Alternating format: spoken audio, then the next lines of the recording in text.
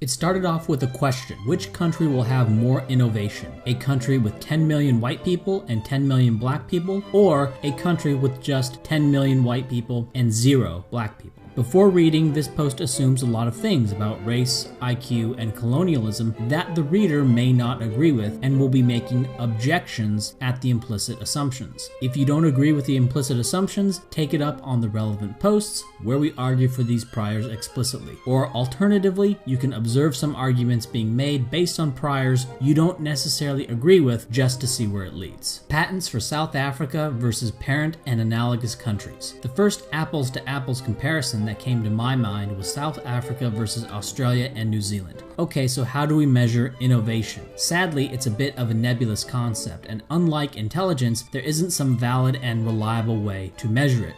But we can look at the number of international patents filed in various countries. Obviously, this treats all patents as equally important, and so if there is some major variation in the importance of the average patent each country files, then this method would be flawed. But with these caveats, I compared South Africa to Australia, New Zealand, Canada, the United Kingdom, and Holland, Boers being of Dutch ancestry, looking at the size of their white populations and the number of patents filed. And so we can see that the number of patents filed by the country South Africa is roughly, if not slightly lower than, what you would expect from a white country with 4.6 million people and nobody else. You might say, quote, well, the UK has Indian, Pakistani, Chinese, and Afro-Caribbean populations and they invent things, so it's unfair to assign what they might be inventing to the white British. Fair enough, so I just multiplied the patents per 1k whites by the white population, and for the UK that meant multiplying 0.275 by 0.848, which is the percent of the UK that is white. And so if non-whites in the UK filed proportionately as many patents as whites in the UK, we would expect the UK whites to be filing 0.233 patents per 1k of the white population. This same process was done with other countries. It's hard to say exactly what's happening. What I think is happening is that blacks in South Africa may be innovating slightly, but they suppress white innovation as well. And these balance out to result in about as much innovation per white person as white Australians, and also close to white Canadians. Patents for Latin America and Iberia. Another set of countries to do this with would be Latin America and Iberia, Spain and Portugal. Because the European ancestry of Latin American countries comes from Iberia, we can see if the presence of Amerindian and African genetic admixture is associated with more or less innovation per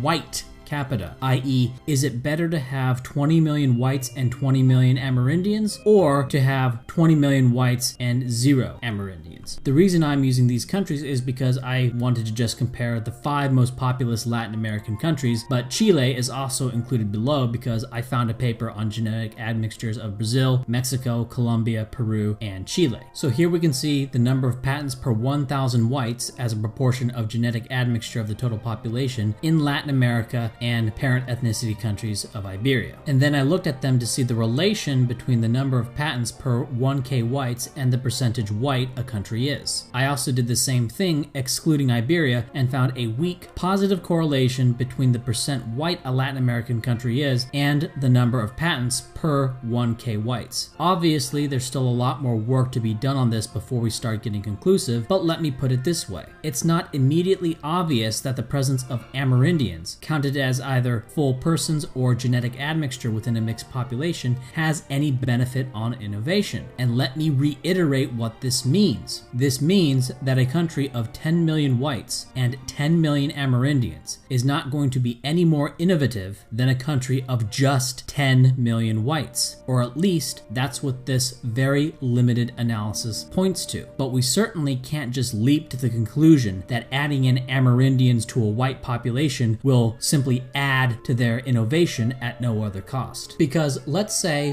1 million whites issue 100 patents and 1 million Amerindians issue 10 patents. A country of just those 1 million whites would have 100 patents, or 0.1 patent per 1,000 whites. But if there are also 1 million Amerindians, there would still be only 1 million whites but 110 patents. Thus, the number of patents per 1k whites would be 0.11. Thus, there would be more innovation thanks to the presence of the Amerindians, even though the Amerindians are innovating at a lower rate. But it seems like this is not happening, that there is a suppressive effect of Amerindian admixture on the white population, which roughly cancels out any additional innovation you get from simply having more people, having that Amerindian population, again expressed either as quote-unquote purebred individuals or genetic admixture within a heavily admixed population. Diversity and school performance. Data from the National Assessment of Educational Progress shows that white students and black students in black schools do worse on standardized tests than when they are in majority white schools. It's hard to say why, but it seems that the presence of a large number of blacks in a school depresses everyone's cognitive performance, including the blacks. The saturation of a school with a low IQ population, in this case blacks, appears to cause lower cognitive ability as measured by standardized tests. This makes intuitive sense, as it seems like being around smart people would train you to think smart-like. But it could just be that smarter people avoid putting their kids in schools that have a lot of blacks. The effect also probably exists to a lesser degree with Hispanics. Affirmative action. There are several possible mechanisms by which racial diversity can depress innovation, one of which is institutional racism against whites in schools. Based on their number of academic competition winners and SAT scores, whites should be 72% of the student body at elite universities. Based on their population of 18-year-olds, they should be 55% just based on simple numbers. In practice, whites are only about 44.35% of the students admitted to elite universities or top 20 universities. Similarly, Asians, who should be 24.06% of the students at top 20 universities, are only 18.09%. Moreover, for any given SAT score, whites actually do slightly better at university. So it's not like blacks and Hispanics catch up or overcome whatever environmental disadvantage you imagine them to have had before they came to university. The gap actually widens. So a white with a given SAT score going in will probably do better. The result is that less intelligent blacks are being pushed into elite institutions at the expense of more intelligent whites. And so if you want a job doing groundbreaking research, that becomes more difficult to do if you are white. The presence of blacks and Hispanics in the applicant pool makes it about 38% less likely that you will even get into the elite institutions. Now, almost certainly some affirmative action blacks and affirmative action Hispanics, against the odds, do end up doing groundbreaking research that's not actually the work of a white guy fraudulently assigned to them. But affirmative action provides a very plausible mechanism by which the presence of blacks and Hispanics can reduce the total amount of innovation in a country.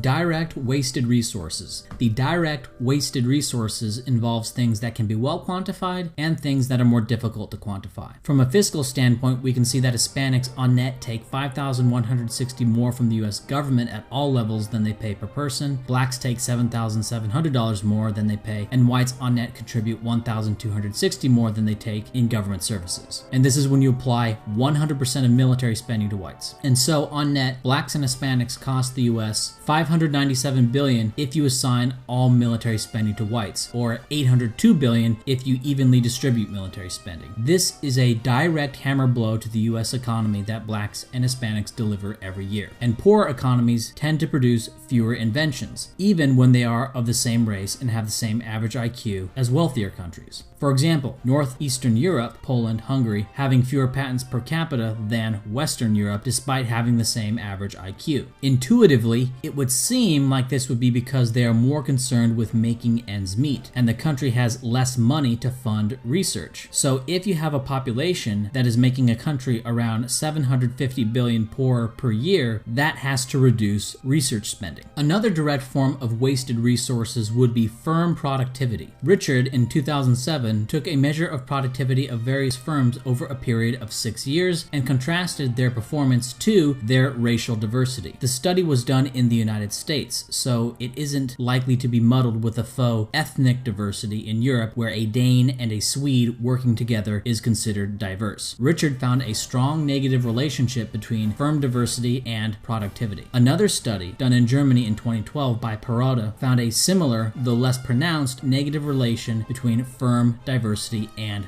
productivity. The effect size in this study is smaller since they treat a Dutch person working in a German firm as being just as foreign as a Somali immigrant working in a German firm. In fact, even more absurd is that a second-generation Somali living in Germany who speaks German is considered quote-unquote ethnically German, while the Dutch immigrant is tagged foreign. But even with this ridiculous methodology that I can only surmise is designed to mask the true effect of racial diversity in firms in Germany, there is still a significant negative effect. Other forms of wasted resources are more difficult to quantify, or are things I don't have ready numbers for. Examples would be the need for businesses to have diversity consultants, the cost of racism legal battles. Such legal battles would be impossible if the country was 100% of one race. Another cost would be the geographic dislocation caused by the criminalization of racial discrimination. One anecdote I have of this is a Denny's I used to go to. I noticed that over time, the Denny's became a black and Hispanic hangout, it became loud, and the white people started to leave. And then I stopped going. Then one day I saw the Denny's went out of business. The cause is obvious. They lost their white customers, driven away by the blacks and Hispanics, which the Denny's could not exclude. And so they were left with low-paying and low-tipping blacks and Hispanics. So what is the result? The result is that the whites now have to go to a new restaurant in some neighborhood that the blacks and Hispanics don't frequent, someplace less convenient, and now the large building that the Denny's was in is now useless. But this has happened to entire cities. The blacking of Detroit, East St. Louis, Baltimore has resulted in whites moving into suburbs, and in whites spreading out over larger distances, having to commute to work and school, and with all of the attendant costs of that. If you spend 2 hours commuting, you have less time to do anything else, are less productive at work, etc. But those whites are saying by their actions that a 2-hour commute is better than being around blacks. Indirect wasted resources. The indirect wasted resources of racial diversity are more difficult to conceptualize. This would be the result of policy and the effectiveness of government. In countries with large black populations, and thus the government being full of blacks, those countries tend to be considered corrupt. Similarly, big city governments that have lots of blacks and sometimes those with lots of Hispanics tend to be considered more corrupt. And one way to quantify the impact of this is to look at the median household income of racial groups in the United States, and then look at the incomes of the largest cities with a given black, white, and Hispanic population. So first, let's look at median household income by race in the United States in 2014. We can compare this to the median household income in large black cities in the United States. And we can do the same with the median household income of large Hispanic cities in the United States. And we can do the same thing with large white cities in the United States. Now, in the case of blacks and Hispanics, the blacks and Hispanics are worse off even within the United States when they make up a larger proportion of a city. Detroit overall, which includes the whites in Detroit, is poorer than the black US average, meaning that the Detroit black is certainly going to be much worse off than even the number you see for Detroit. We can also compare the per capita GDPs of country groups to their per capita GDP